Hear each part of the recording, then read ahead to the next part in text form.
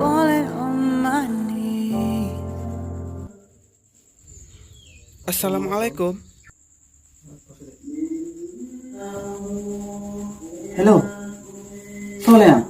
Kah anak berledepu solut. Kah si atu pasti mati. Hello.